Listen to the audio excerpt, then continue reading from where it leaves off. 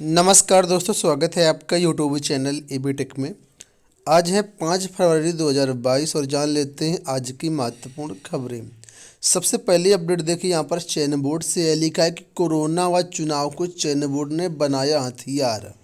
High court में हलफनामा देने के बावजूद 31 जनवरी तक प्रधानाचार्य भर्ती 2013 का साक्षात्कार न करा पाने पर उत्तर प्रदेश माध्यमिक शिक्षा सेवा चयन बोर्ड मुश्किल में है।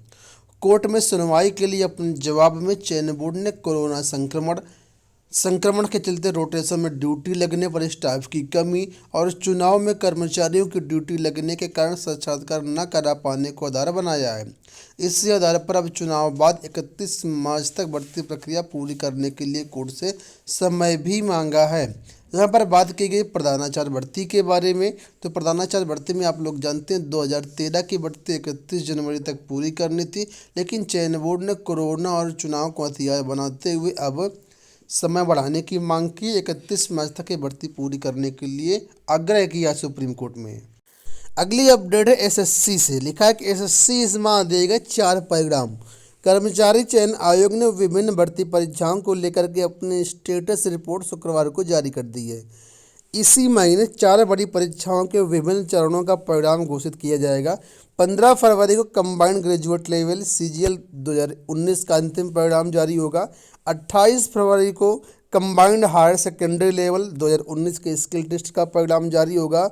Multitasking non technical staff exam 2020 paper 1 और जूनियर इंजीनियर 2020 एग्जाम पेपर 2 का परिणाम जारी होगा। 10 मार्च को स्टेनोग्राफर ग्रेड सी और ग्रेड डी का परिणाम जारी होगा। इस तरीके से जितने भी एसएससी में पेंडिंग परीक्षाएं हैं, सभी परीक्षाओं के लिए जो परिणाम की डेट है, वो संभावित जो डेट है वो जारी कर दी है। ठीक है, तो आप लोग इसके नोटिस जो डाउनलोड कर सकते हैं ऑफिशियल वेबसाइट से। बात कर लेते हैं प्राथमिक शिक्षक भर्ती में बीएड वर्सेस बीएसटीसी मैटर को लेकर के। राजस्थान का ये मैटर है। आप लोग जानते हैं कि राजस्थान की प्राइमरी शिक्षक भर्ती में बीएड को बाहर कर दिया गया है। हाई कोर्ट ने भी बीएड को बाहर कर दिया गया। मामला सुप्रीम कोर्ट में है, उसकी कल सुनवाई होनी थी। देखिए यहाँ पर ये आपके सामने याचिका जिस पर सुनवाई कल हुई है, डायरी नंबर 30,718/2021, और इसमें कुछ जो एसएलपी लगी थी जिसके नंबर यहाँ पर आप लोग दे सकते हैं। और इसमें जो मुख्य याचिका है वो Devesh Sharma versus union of India की है। कल सोशल मीडिया पर बहुत सारे यूट्यूब चैनल फेक सूचनाएं आपको दे रहे थे, डरा रहे थे, धमका रहे थे कि बीएड बाहर हो गया, बाहर हो गया। अभी ऐसा कुछ भी नहीं है।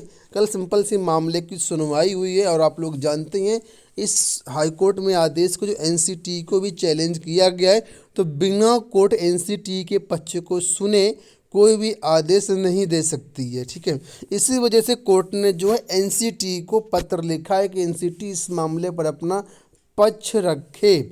और ये देखिए यही जो सारा मैटर है, ये जो देवेश शर्मा जो इसके मुख्य याचिका करता है, उन्होंने देखिए यहाँ पर अपडेट भी किया था कल कि बीएड बीएसटीसी केस में एनसीटीए नहीं उपस्थित होने से एनसीटीई को नोटिस भेजा गया है।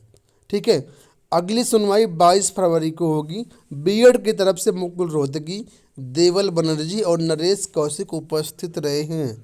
ठीक है, तो ये उन्होंने पूरा जो है अपडेट किया है कि एनसीटी के बिना पक्ष को सुने जो है कोर्ट इस पर जो है अंतिम ऑर्डर नहीं देगा। तो फिलहाल अभी ऐसा कुछ भी नहीं है।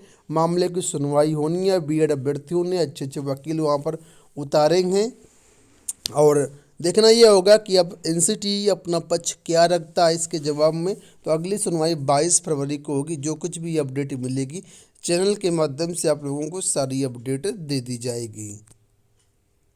अगली अपडेट है उत्तर प्रदेश के सभी जो माध्यमिक विद्यालय उनको खोलने से संबंधित। कल देखिए यहाँ पर 4 फरवरी को आदेश जारी हुआ है शिक्षा निदेशक की तरफ से, और जो आदेश है मंडलीय शिक्षा निदेशक और डीआरएस के लिए जारी किया गया है।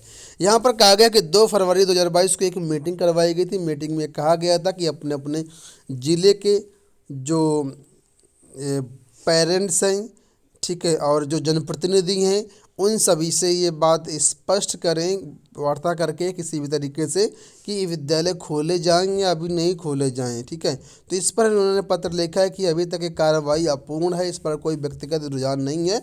इस वजह से यहाँ पर कल पत्र जारी करके फिर से कहा गया है कि भौतिक रूप से पठन पाठन कराए जाने के लिए विद्यालय में छात्रों को बुला करके जिस तरीके से पहले पठन पाठन होता था, ठीक उसको लेकर के यहाँ पर कहा है कि प्रत्येक दशा में जो अपने विचार हैं, जो रिपोर्ट है, वो 7 फरवरी शाम 5 बजे तक अनिवार्य रूप से उपलब्ध कराना सुनिश्चित करें और जैसी रिपोर्ट जाएगी उसी के अनुसार आगे विद्यालय जो है खोले जाएंगे।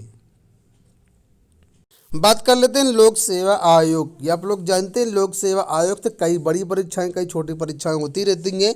तो लोक सेवा आयोग अभी हाल ही में कुछ सीधी भर्तियां हुई हैं, उनके प्राप्तांक और कट ऑफ जारी किए हैं। इस मामले पर छात्रों ने जो है कुछ सवाल खड़े किए हैं और सवाल क्या है वो आपको देखने को मिलेगा। अब लिखा है कि बड़ी परीक्षाओं की क्यों नहीं जारी की जा रही उत्तर कुंजी, उठे सवाल। उत्तर प्रदेश लोक सेवा आयोग सीधी भर्ती के प्राप्तांक और कट ऑफ जारी करने का ढोंग कर रहा है, ये आरोप प्रतियोगी छात्रों ने लगाया है। उनका कहना है कि आयोग अगर पारदर्शिता के साथ भर्ती परीक्षाएं कराना चाहता तो सबसे पहले पीसीएस परीक्षा, समीक्षा परीक्षा और सहायक समीक्षा अधिकारी जैसी प्रमुख भर्ती परीक्षाओं के प्राप्तांक एवं कट ऑफ जारी करने के साथ अंतिम उत्तर कुंजी भी जारी की जाए। प्रतियोगी छात्रों ने सवाल उठाए कि अगर सीधी भर्ती का अंतिम चयन परिणाम जारी होते ही अभ्यर्थियों के प्राप्तांक एवं कट ऑफ अंक जारी किए जाते हैं तो लिखित परीक्षा के माध्यम से होने वाली अन्य भर्तियों के प्राप्तांक और कट ऑफ जारी करने में लोक सेवा आयोग को क्या दिक्कत है। और आप लोग भी जानते हैं कि लोक सेवा आयोग जो बड़ी भर्ती परीक्षाएं होती है उनके प्राप्तांक कट ऑफ आंसर की नहीं जारी करता है। जैसे एलटी ग्रेड को ही देख लो, पीसीएस वगैरह को देख लो, आरओ को भी देख लो, इनके प्राप्तांक कट ऑफ आंसर की तक नहीं जारी करता है। और जो छोटी भर्तियां होती हैं, जो सीधी भर्तियां होती हैं, उनके जारी कर रहा है। तो लोग छात्रों का कहना है कि जो लोक सेवा आयोग ये कर रहा है सिर्फ अपने आप को अच्छा दिखाने के लिए सिर्फ एक ढोंग कर रहा है। और अभ्यर्थियों ने कहा है कि 2019 या उसके बाद हुई परीक्षाओं के अंतिम उत्तर कुंजी जारी नहीं की गई। समिति के मीडिया प्रभारी प्रशांत पांडे का कहना है कि इस बार अभ्यर्थी फिर कोर्ट की शरण में गए हैं। रेलवे भर्तियों को लेकर के यहाँ पर अपडेट है, लिखा है आरआरबी भर्ती में आ चुकी है 2 लाख से अधिक शिकायतें, सुझाव। एनसीआर के अंतर्गत ही 1,0372 ने दिए प्रत्यावेदन, वहीं पहुंची 29 शिकायतें। एनटीपीसी भर्ती के रिजल्ट पर आपत्ति जताते हुए अभ्यर्थियों ने किया था आंदोलन। आप लोग जानते हैं किस तरीके से पूरे देश भर में आंदोलन हुए। इसके बाद रेलवे ने एक कमेटी गठित की और अब तक यहाँ पर 2 लाख से ज़्यादा शिकायतें एनटीपीसी और ग्रुप डी को लेकर के आ चुकी हैं। यहाँ पर भी देखिए, यहाँ पर स्पष्ट किया गया कि आरआरबी शिविर में 1372 एनटीपीसी परीक्षार्थियों ने की शिकायत और देश भर में 2 लाख से ज़्यादा आवेदन यहाँ पर आ चुके हैं। बात कर लेते हैं असिस्टेंट प्रोफेसर भर्ती को लेकर के। देखिए यहाँ पर लिखा है कि भर्ती संस्थान कराएंगे परीक्षा, जारी होंगे परिणाम। चुनावी बेला में सूबे में भर्ती संस्थानों की गतिविधियाँ भी जारी रहेंगी। कोई परीक्षा करवाएगा, कोई परिणाम जारी करेगा। ऐसी स्थिति में फरवरी व मार्च का महीना प्रतियोगी छात्रों के लिए बहुत खास है। चुनावों के बीच उनकी व्यस्तता बनी रहेगी। उच्चतर शिक्षा सेवा आयोग ने विज्ञापन संख्या 50 के तहत असिस्टेंट प्रोफेसर की भर्ती के लिए लिखित परीक्षा नवंबर में करवाएगी, जिसका परिणाम 20 फरवरी तक जारी होने की उम्मीद है। वहीं लोक सेवा आयोग सीधी भर्ती के तहत कई पदों का परिणाम फरवरी में जारी करेगा। 5 मार्च को कंप्यूटर ऑपरेटर प्रोग्रामर इसकी जो है लिखा है परीक्षा कराई जाएगी। चुनाव आने के बाद 13 मार्च को प्रवक्ता राजकीय इंटर कॉलेज मुख्य परीक्षा 2020 होगी। 15 मार्च को असिस्टेंट प्रोफेसर राजकीय डिग्री कॉलेज की परीक्षा होगी। 22 मार्च को प्राविधिक शिक्षा की परीक्षा होगी। 23 मार्च से पीएससी 2021 की मुख्य परीक्षा होनी है। इसी प्रकार कर्मचारी चयन आयोग कंबाइंड ग्रेजुएट लेवल अन्य जो परीक्षाएं वो करवाएगा। तो कुल मिलाकर के फरवरी और मार्च का महीना जो है वो व्यस्त वाला है और कई सारे भर्ती परीक्षाओं संस्थान परीक्षा में जुटे रहेंगे।